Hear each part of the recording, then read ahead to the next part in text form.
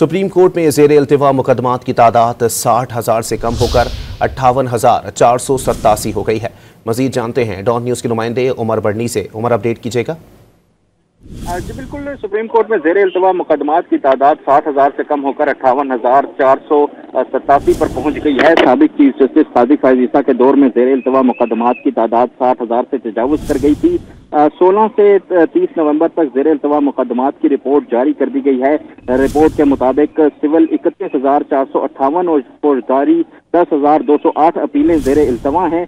Supreme court में 18 खुद notice ज़ेर इल्तिवा हैं। इसके अलावा 2,209 सिविल नजरसानी दरख्वास्तें भी जो हैं वो ज़ेर इल्तिवा हैं। रिपोर्ट के मुताबिक HR सेल की 136 दरख्वास्तें और 3,251 जेल पिटिशंस भी जो हैं वो सुप्रीम कोर्ट में ज़ेर इल्तिवा हैं। जी बहुत शुक्रिया उमर।